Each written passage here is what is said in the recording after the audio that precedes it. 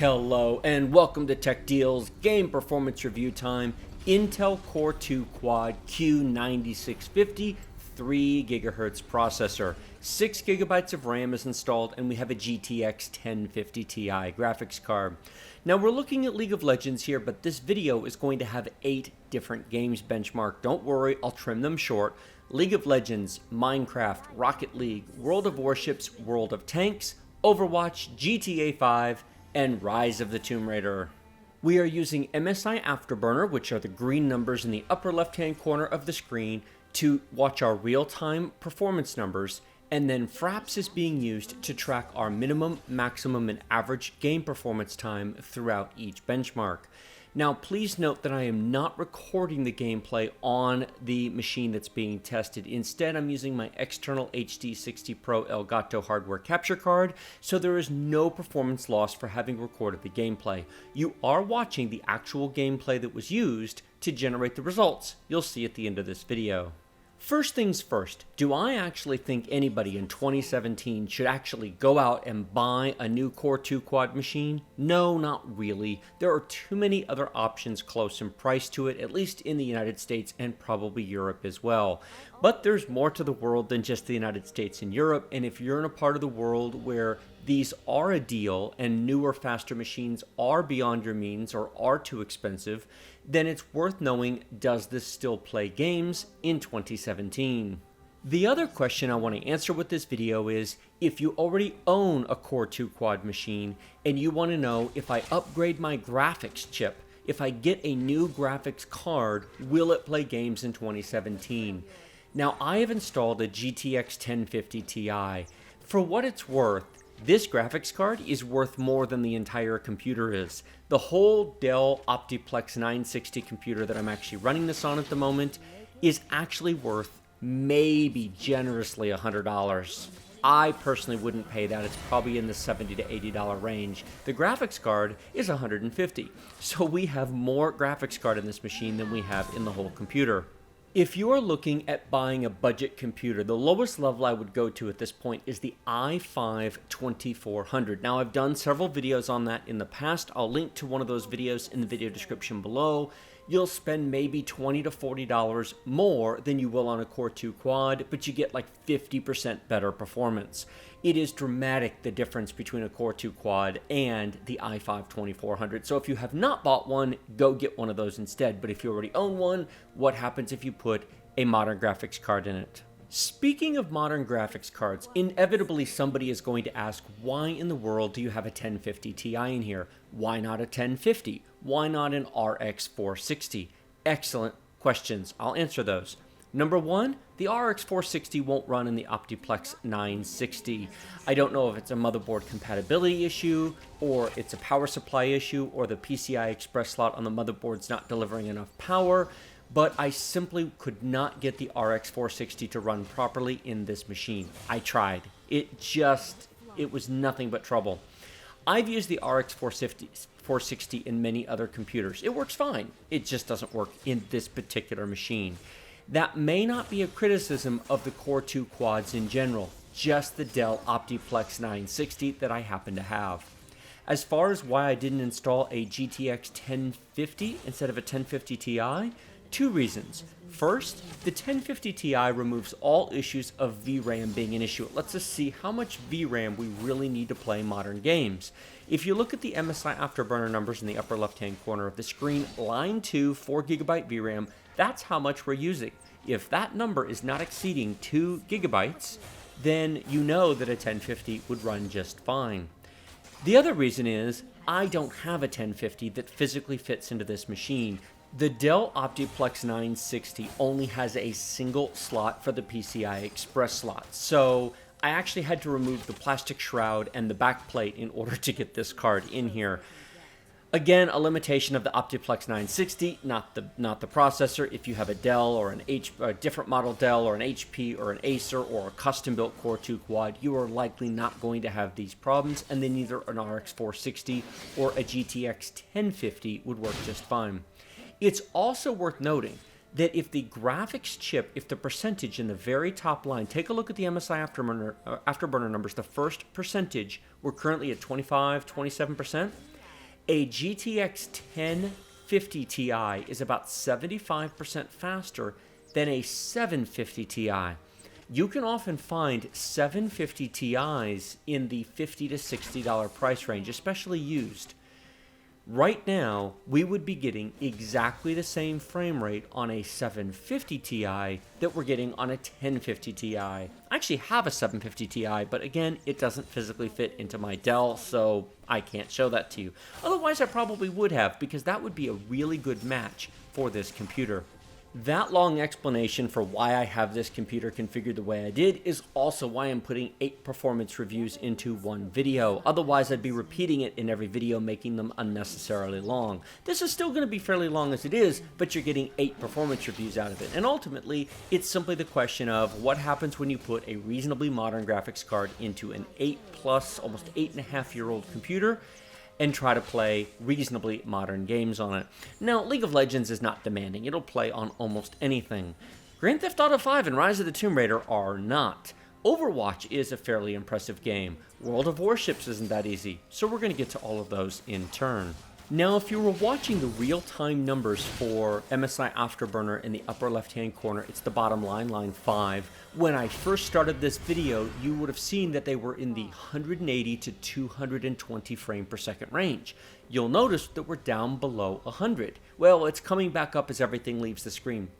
Unlike more modern computers that have processing cycles for days, this is much more limited, and it shows how much the frame rate can vary depending upon what's on the screen. Now, look, we're at 115 frames a second, but we're at the base, nothing's going on. When we get back up into combat, like we are right here, you will watch the frame rate drop dramatically. We're still at about 100 frames per second, but give it there, we're down into the 80s. Now, let's be honest. 85 frames per second is still fine. We're operating on an 8.5-year-old processor using a very budget-level system. It plays fine. The averages, even the minimum frame rate in League of Legends is just fine. Now, I showed it at the very beginning. If you missed it, the quality detail settings are cranked to the max. This is not at all graphics card limited. This is totally CPU limited. If you look at the third line, our Q9650, you will see that our CPU usage is varying between about 35 and 45%. Please note, 100% usage would be all 4 cores. 50% usage is 2 cores. 25% usage is 1 core. Now, it isn't always exactly like that. However, there's nothing else running on this computer besides MSI Afterburner and Fraps, both of which take up very little processing resources. Again, I'm not recording on this machine. I'm recording on an external machine. There's nothing else running but the game. On a 4-core machine, 25% is 1 core. On an 8-core or 8-thread machine, then you divide that again, 12.5% would be 1 core, roughly 13%. So League of Legends essentially is not using half of the processing cores on this machine. It really doesn't use, wow, that hurts. It's not going to use more than about 2 cores. What this means, and why it's valuable information, is if you have a Core 2 Duo instead of Quad, a 2-core instead of 4-core Core 2 machine, then this would frankly run just fine. Let me be very clear on that point. The Core 2 Duo and the Core 2 Quad both have Core 2 in their name because it's part of the Core 2 line. The 2 doesn't have anything to do with the number of cores. It has to do with it's the second generation of core technology. There was actually originally a Core Solo and a Core Duo before the Core 2 line came out. The original Core 2 Duo came out in 2006, and then the following year the Core 2 Quads came out. The Core 2 Quads are actually a pair of Core 2 Duos stuck together at the chip level. Internally, they're really actually, it's almost a multiprocessor system, although it's in one chip that goes onto the socket. So the various cache structures are actually set to split between, this is getting into the weeds and none of this is important. It's just one of those things I personally find fascinating. But in short, an i5-2400 is a true monolithic quad-core chip. A Core 2 Quad is not. A Core 2 Quad is actually a pair of Core 2 Duos stitched together inside the chip. So while this particular chip has 12 megabytes of, I believe it's level 3 cache, it's actually 2x 6 megabytes split between the two pairs of Core 2 Duos that are stitched together inside, none of which means anything to do with the benchmark, but it's just interesting. I find it interesting anyway. So when you look at that CPU usage, if we're not going over 50%, then a Core 2 Duo would do just fine. Likewise, as I said before, with the graphics chip, if we're not going over about 40 to 50% of our graphics usage, then a 750 Ti would also do just fine. All right, that's enough League of Legends. You get the point. Let's take a look at Minecraft. Now, Minecraft also will play on many different computers. You don't need a latest and greatest state-of-the-art computer to play Minecraft. However, will it play on an 8.5-year-old machine? Well, graphics-wise, yes, the 1050 Ti is complete overkill. Now, I'm leaving this in real time so you can see where the delay is. I did not trim or cut this in any way. If you watch the CPU usage, you'll see that's what's taking time to render the brand new world. It's all CPU limited.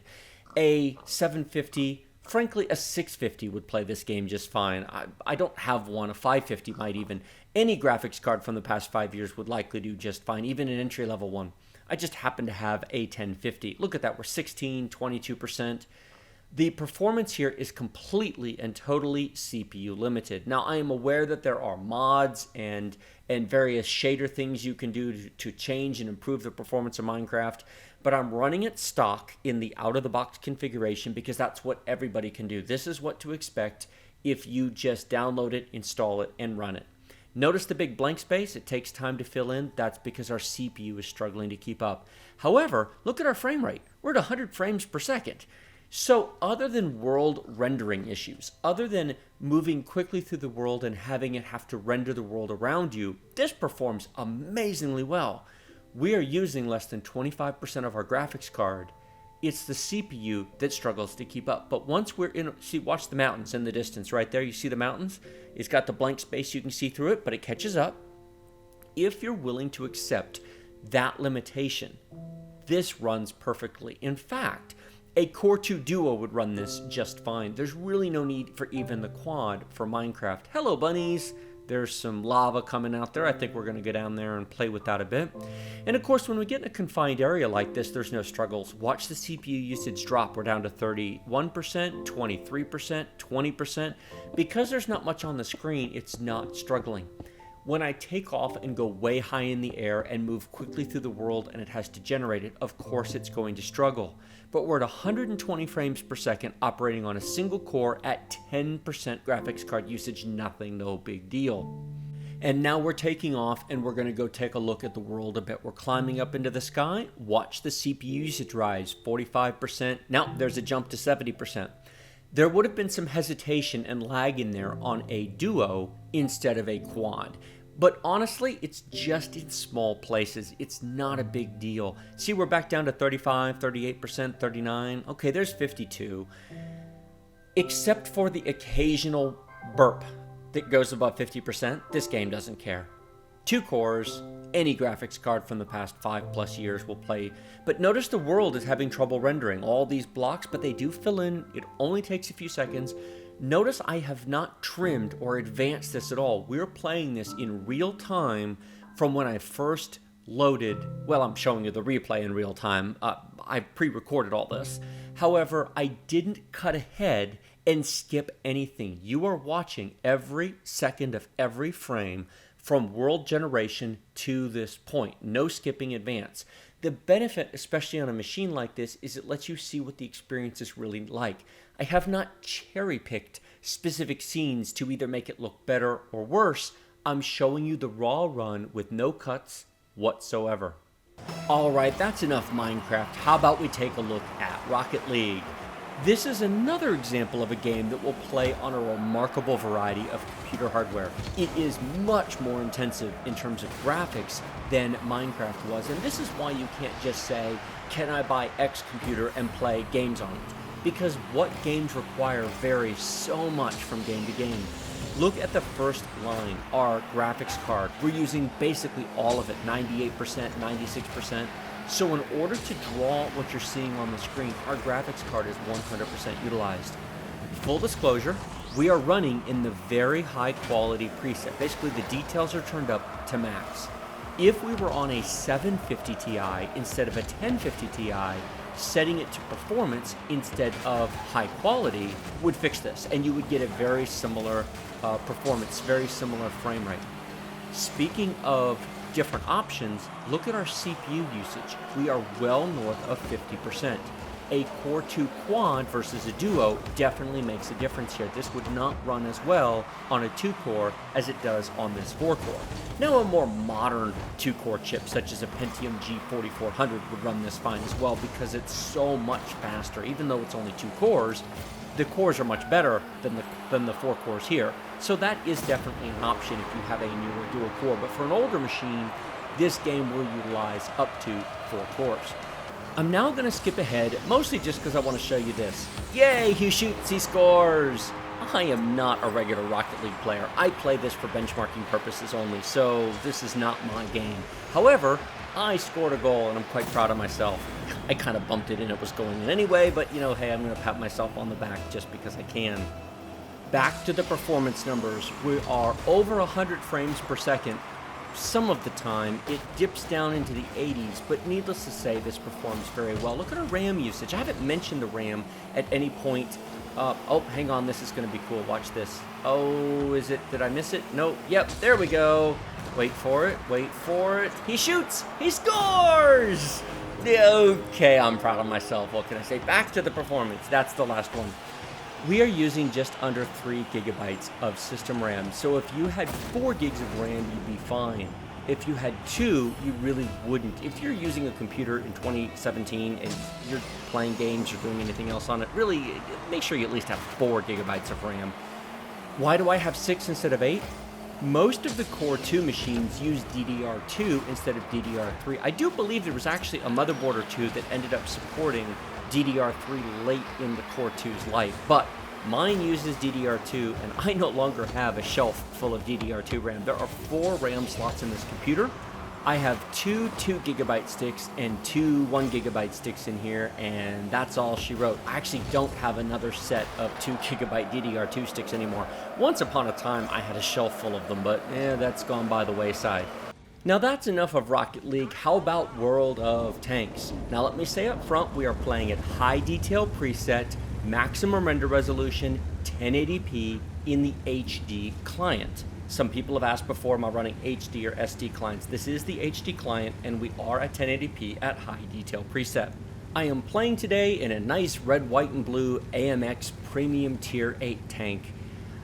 This is a nice foresty map, so this is really going to be demanding. Now, some of the maps, the desert maps, the open maps, aren't going to be as demanding, so this is actually nice because this puts a stress on it. Those trees and the foliage absolutely put some strain on it, so this is probably the worst case scenario for World of Tanks. I was shocked at how well this played. I thought I would have to go down to the SD client or maybe even lower the resolution. We are at 80+%. Well, as I say that, we're down in the 60s. There's 90, there's 100 frames per second. World of Tanks plays perfectly on this computer, which really, really surprised me. For such a beautiful game to play at this frame rate, at this detail level, I really have to give credit to the optimizations in this game to run this well, because there's a lot going on. It's a multiplayer game, there's a bunch of people in here. Now, our graphics card is being heavily used. If you had a 750 or 650 in here, you wouldn't be able to do this. Even a 750 Ti probably wouldn't do this. Look at our graphics usage. We're bumping right up to 90% on our graphics card. So you probably will have to turn the detail down to medium if you don't have a 1050 or 1050 Ti. Now, a 1050 for about $100 would be fine, because look at our VRAM usage. We're only at 1.1 gigabytes of VRAM usage, so a 1050, not the Ti, would be just fine. A 1050 is only about 10% slower than a 1050 Ti in general, so long as you don't need more than 2 gigabytes of VRAM, just save your money and get the 1050. As far as the CPU goes, a Duo, a Core 2 Duo would almost be enough. We do bump up above 50% a couple of times, but honestly, when we're at 52 or 53%, that's more likely just Fraps and MSI Afterburner needing some. So a Core 2 Duo should be just fine. Likewise, 4 gigs of RAM would be fine. We're using 2.7 gigabytes, so that's fine as well. 100 frames per second. There's just no issues. This is remarkably good performance. Look at the score up top. 3 versus 3. So we've gotten 3 in of their tanks and they've killed 3 of ours. Oh, this isn't a World of Tanks review. If you've never played World of Tanks before, free-to-play game, hundreds and hundreds of completely free tanks from beginning levels to the ending levels. Go download the game, play it, have fun. There are premium tanks such as the one that I'm driving, but you don't have to spend any money to have fun in this game. Speaking of links in the ouch, that hurt. Speaking of links in the video description below, links to all 8 of these games are going to be down there. Now, World of Tanks and World of Warships and League of Legends are free-to-play games, and so those will link you directly to their sites. When it comes to Overwatch, Grand Theft Auto 5, those type of games, I'm going to link to Amazon, Kingwin.net, and G2A. For those of you not familiar, now first of all, Amazon often has sales as well, so they're worth checking out. But for those of you not familiar with Kingwin and G2A, they're key reseller sites. They're basically the eBay of key reselling. I personally have bought keys from both sites. I've never had a problem with either, knock on wood, but essentially you're buying from third-party sellers on each platform, and you can sometimes find some incredible deals. Most of those keys are either coming from other countries where the currency exchange rates are better. I've bought a number of Windows 10 product keys, for example, from Kingwin that are probably sourced from Eastern Europe or from the Russian Federation, where exchange rates and the selling prices over there. Oh, nice shot. Took off almost half his health, I think. Let's ram him, shall we? Boom! And his shot bounced. Are we going to kill him? And dead. That is one dead tank destroyer. And another bounce. Sweet. I'm not even that good at this game. I'm just lucky. What can I say? Anyway, so go check those out, and if the price is good and it's worth buying from, by all means do so, and I would certainly appreciate it. Next up, World of Warships. Now, this is not a game that I play for benchmarking. This is one of my favorite games. I am a massive warship fan of all of the historical warships. Now, I'm actually a tank fan as well, but I suck at World of Tanks, so I don't play it as much. I'm reasonably decent. My win ratio is roughly 50-50. I'm not an expert player by any stretch of the definition, but I enjoy World of Warships. Now, World of Warships, also free to play from the same people who make World of Tanks, wargaming.net. There are dozens and dozens of completely free ships to download and play. Just like World of Tanks, you never have to spend a dime of real money. You can advance all the way to the end of the game. It does get a bit grindy at the later tiers, but in the first half, through about tier 5 or so, it is not that grindy at all. You can, in a weekend, get to tier 4 or 5, at least in one nation, in one line of ships. Cruisers, destroyers, battleships, aircraft carriers, Americans, British, Germans, Russians, Japanese. Even now, there's a Polish ship, there's an Australian ship. There aren't many, but they're slowly expanding the line of ships. Very, very cool game. Go check it out if you've never played it before. What do you have to lose? You just download it, play it, give it an hour or two of time. If it intrigues you and pulls you in, then, you know, hey, maybe I'll be sinking you one day, or you might be sinking me. And if it doesn't, then just uninstall it. But it is a lot of fun, and the amount of hours of free play that you can get without spending one dime. The value in free-to-play games today, compared to 10 years ago, is incredible. You used to have to spend a fortune to buy cool and awesome games. Between League of Legends and World of Tanks, between games like World of Warships, you really don't have to spend money on computer games if you don't want to. There's just so many to play for absolutely free. So all that talking, and I haven't mentioned the performance even once. What can I say? This game is near and dear to my heart. Looking at the performance, you will notice something very quickly. While it is from the same people as, that was a good shot right there, I just set that cruiser on fire. While this is from the same people as World of Tanks, it is a much newer game engine, or maybe it's less optimized, take your pick. We're getting less than 40 frames per second right now. Our CPU usage is just over 50%. It will jump higher than that, there's 60%. This game will absolutely use up to 3 cores. I can't recall it ever using 4, but it does use 3, so you can play it on a dual core machine, but it's rough. It also uses more RAM. You'll notice we're up to about 3.2, 3.3. Now this map isn't too bad. Depending on where you're at, I've seen it use more than this. Look at our graphics card usage. Hardly anything. This does not need a powerful graphics card. This needs a ton of CPU power. Why? The game is simulating the physics of the ships and the physics of the shells. It's not just guessing at how the shells fly. Those shells are each individually being modeled, and all the ships firing against all the other ships. That's where the CPU power, I believe, because in World of Tanks you just fire a little bit. Now the shell distances and the shell drop in World of Tanks is modeled, but you fire one shell every 4 to 8 seconds. Here you can be firing multiple shells per second across all the ships, and so it's very, very demanding. Even on the i5 2400, it doesn't do a great job of exceeding 60 frames per second all of the time.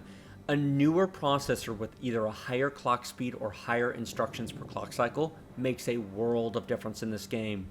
The new Pentium G4560, even though it's only 2 cores, has 4 threads, is a good CPU for this. The FX processors from AMD are reasonably good at it. Their single core performance is pretty bad, but they do have lots of cores. Any of the newer i3s, such as an i3 6100 or 7100, are going to be spectacular. Those things run wonderful in this game. And of course, obviously, a new i5 is going to run well. Lots of CPU power. Now, just because I can, we're fast forwarding to the end of this battle because it was actually pretty cool. This Bayern battleship is headed towards us. I just got set on fire. Now, fires do damage over time. You can put them out, but I'm not going to put it out just yet because I'm bound to just get set on fire again.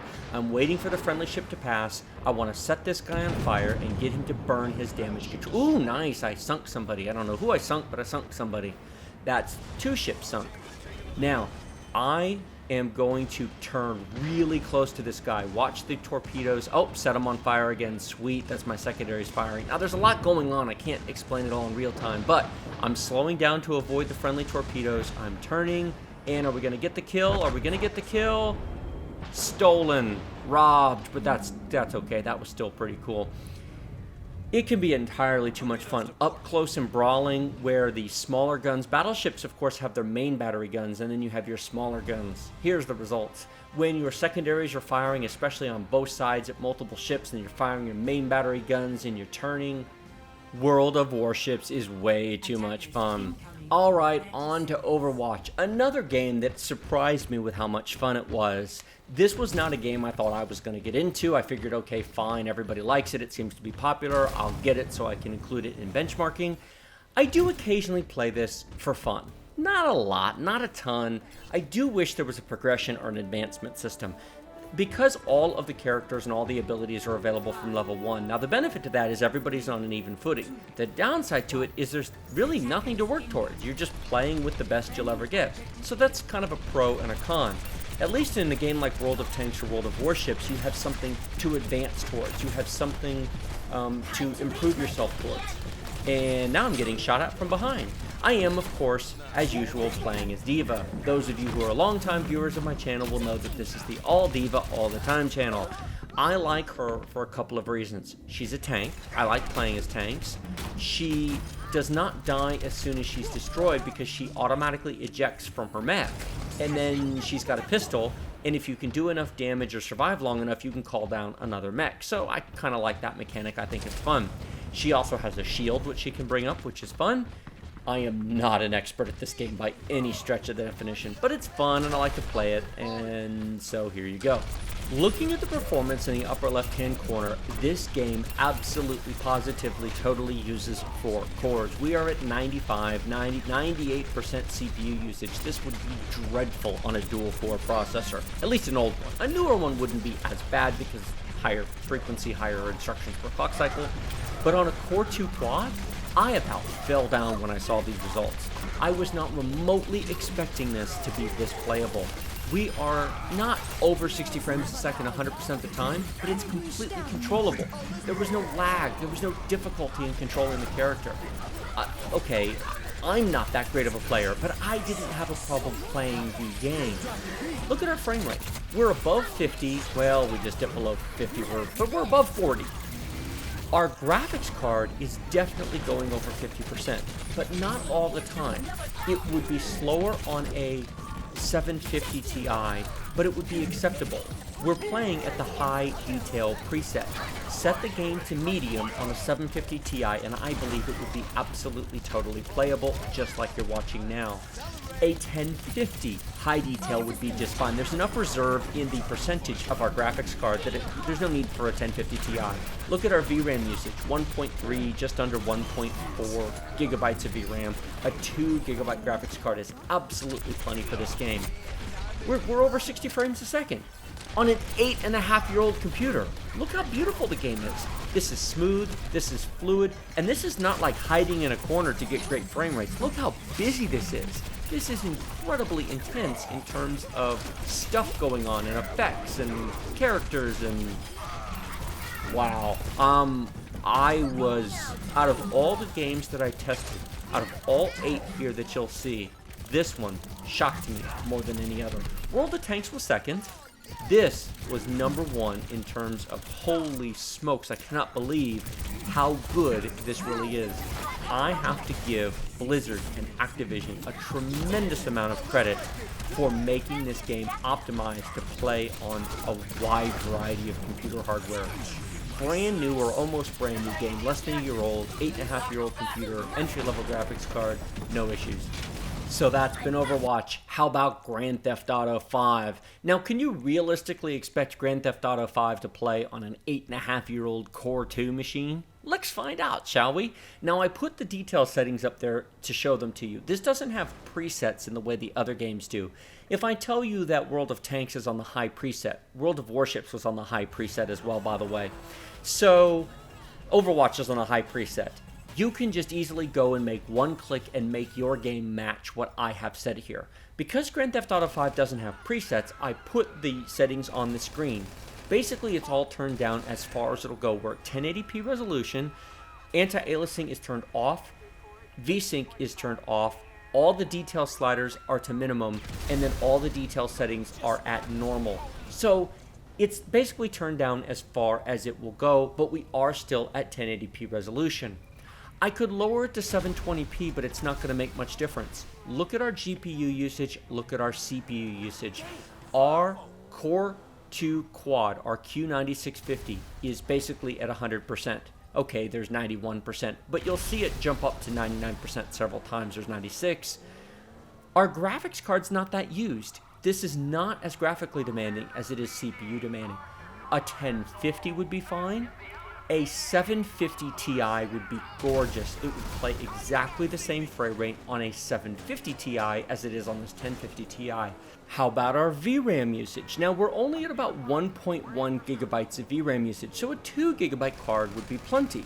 Would a 1 gigabyte card be enough? I'm going to answer that here in a minute because I'm going to cut to about 10 minutes into this gameplay, give or take, so you can see what happens to our RAM usage and our VRAM usage as time goes by. Grand Theft Auto grows over time in terms of its usage. How's the frame rate? 45 frames per second. Now, it's going to vary wildly here depending upon... Ouch, that hurt. It's going to vary wildly. That's going to hurt too. Oof. How much detail, how much action is going on the screen is going to affect that.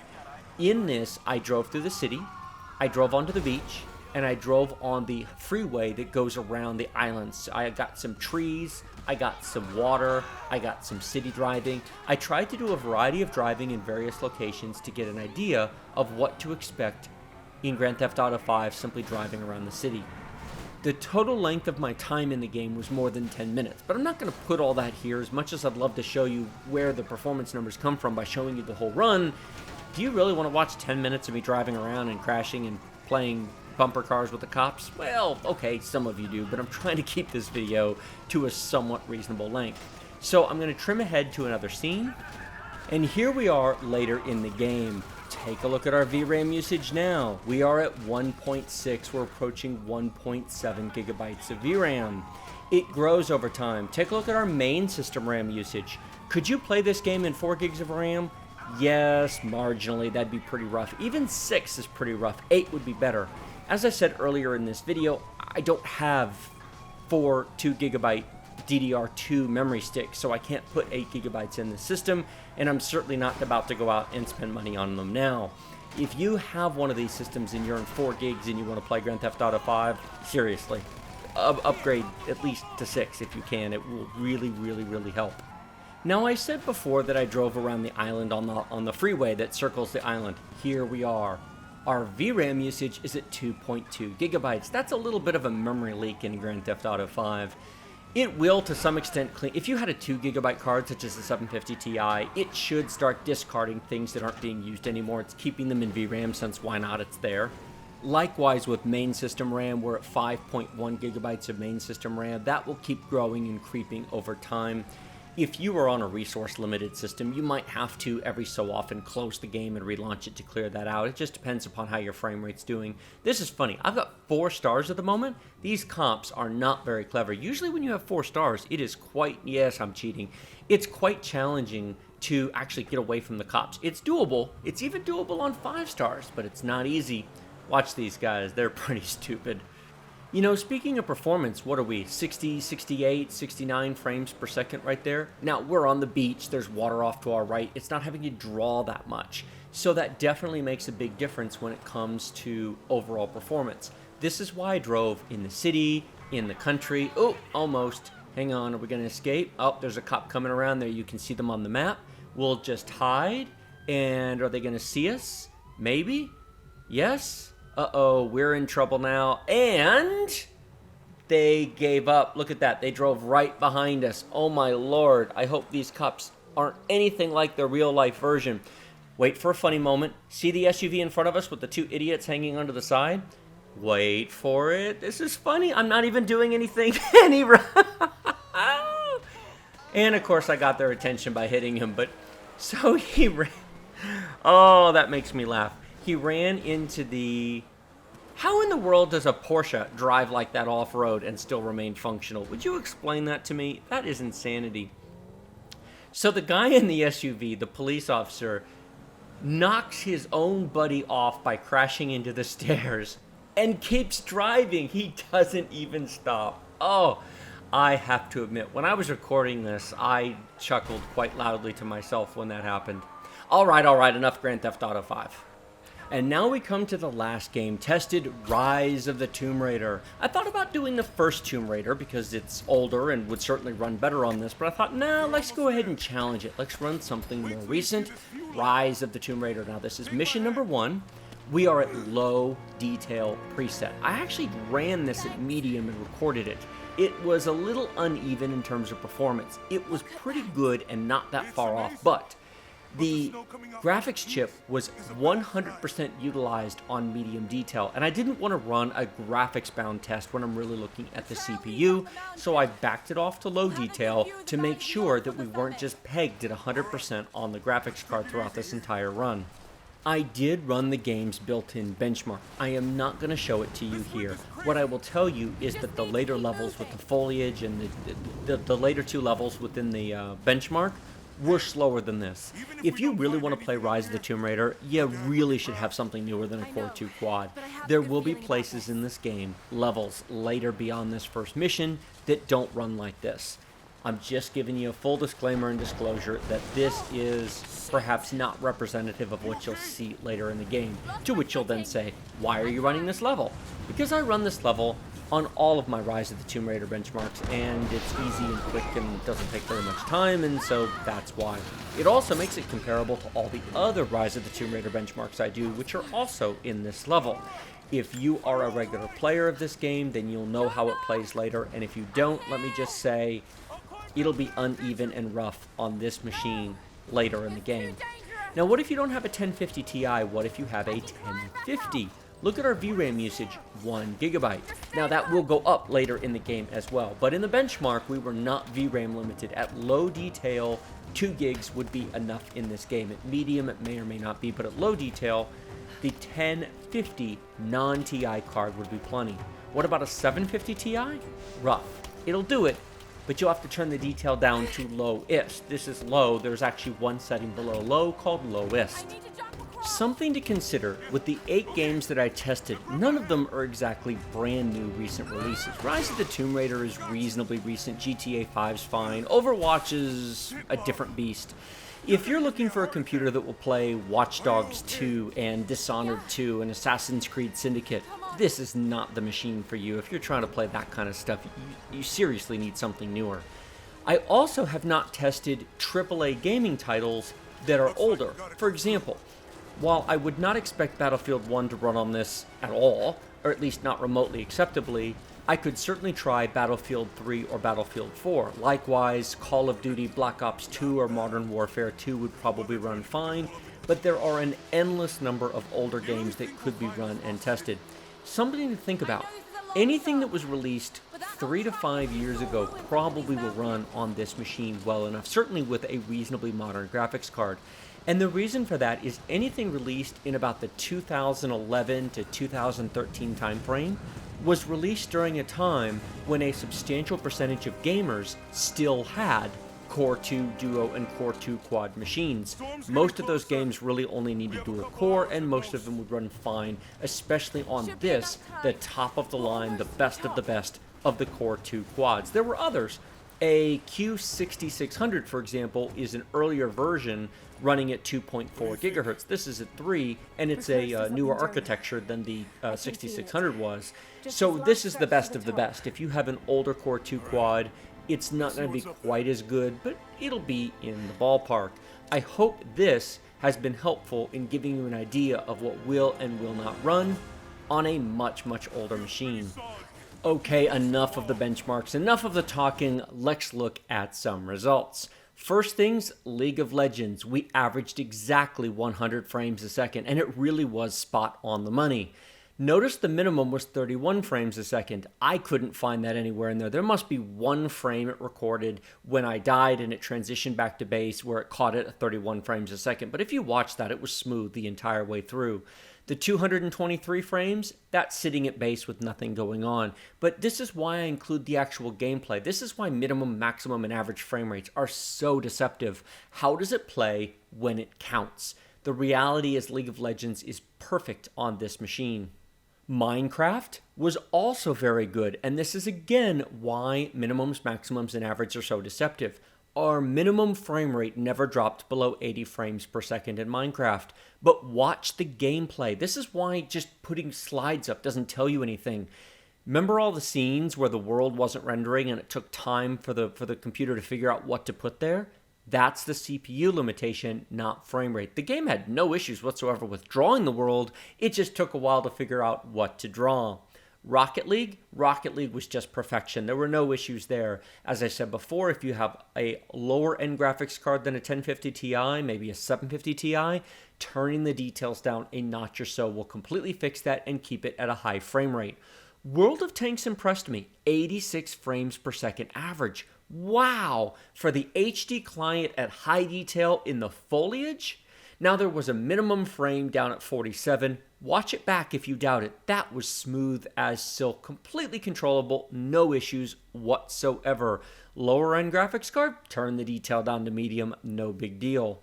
Taking a look at the other games that we tested, World of Warships was the roughest of all these titles, 37 frames per second average with a minimum of 23 and a max of 59. Please note, we won that match, and I did an amazing job. I am not that great of a World of Warships player, and the reality is I had a pretty good result. So is it playable? Yes. Is it 60 frames per second smooth? No. Can you play it on this machine? Yes. Should you get a better machine if World of Warships is your game? Yes, the graphics card doesn't matter in this case. It's all about the CPU. Overwatch, 63 frames per second average. That thing was awesome. Now, it is a minimum of 39, and if you watch it back, you'll see a lot of times it's in the 45 to 55 frames per second range. When was it up at 94? When nothing was happening, when I was at base, when I respawned.